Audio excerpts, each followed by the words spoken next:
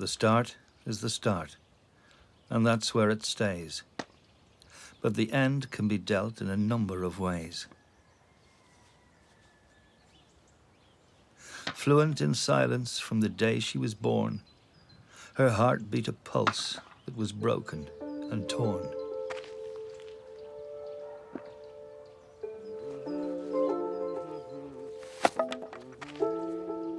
No kisses from loved ones or places to play. The world that she'd touched had faded away.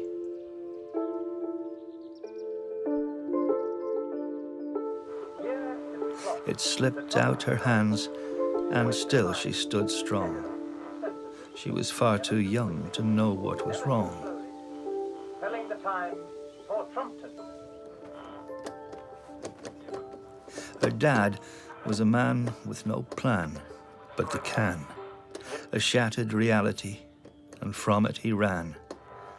Another day sold to his daily bender, he certainly had no voice to lend her. So the start is the start, and that's where it stays. But this little lady's was full of delays. And that's the beauty of innocence, or so they say, that everything's viewed a much rosier way. A protector from truth and of imagination, her only friend came from the radio station. They lived both together, inseparably as one. A box with a heart, as it had now become.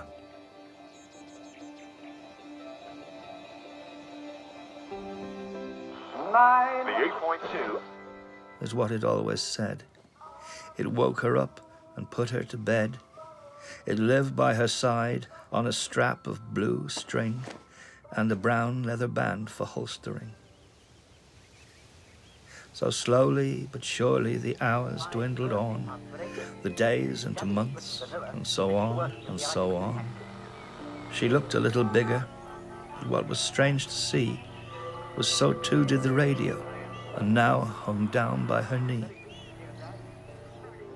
She dragged it where she could through fields, mud and snow, until one day it became too heavy, and its voice began to go.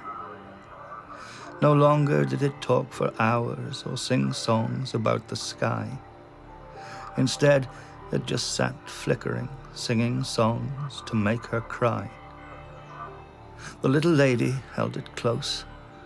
Its last breath she would fear, so much so she held closer than let out a single tear.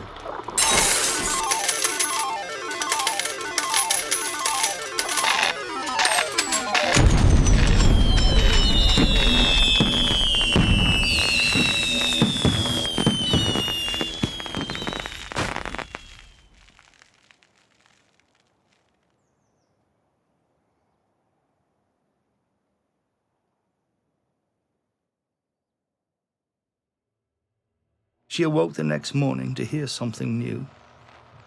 The smoke she inhaled whispered 98.2. Listening again to make no mistake, she questioned the voice. Am I really awake? He retorted, Well, geez, I just don't know. and wondered why he'd started to grow. Both stopped talking for one brief second.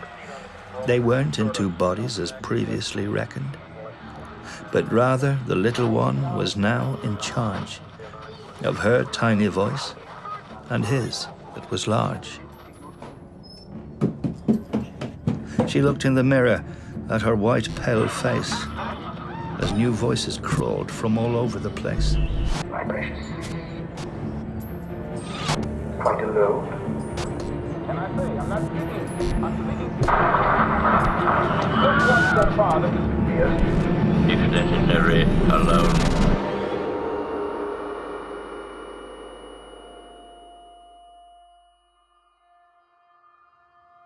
She'd become their antenna, abused as their tuner. AM, to FM, from techno to crooner. She forced out their songs, her mouth now the speaker. Her will to keep fighting dripped weaker and weaker.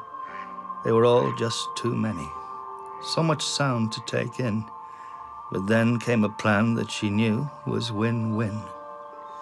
She tuned herself in to the sounds of a harp, ran down to the pond and jumped in with the carp. Her logic was clear.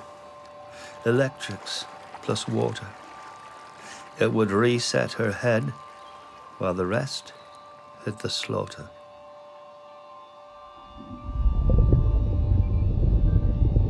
But deep underwater, something went wrong.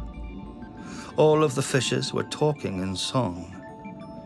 The guppy, the pikefish, right through to the toad, each owned a voice from the little lady's unload. The powers that be had altered the score. She now had her mind, but was human no more. Not a hair on her head, neither hand, foot, nor limb. She forgot how to drown and learned how to swim.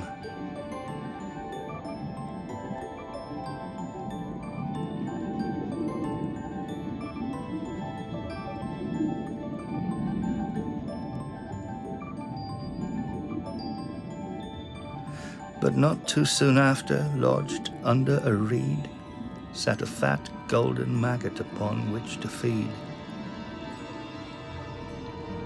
Try as she might, she couldn't compete.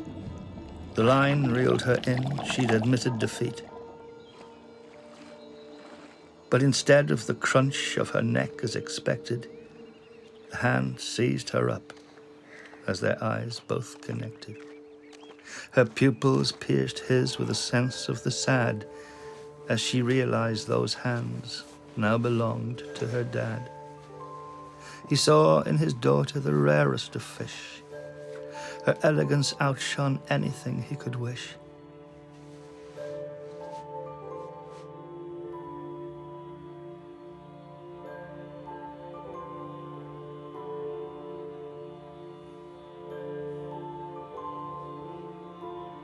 With a delicate touch, she was placed in a jar. He filled it with water to help his new star. And that's where she floated, restricted in space, watching the old man look for her face. So the start was the start, and that's where she stayed. The most beautiful little ladyfish ever made.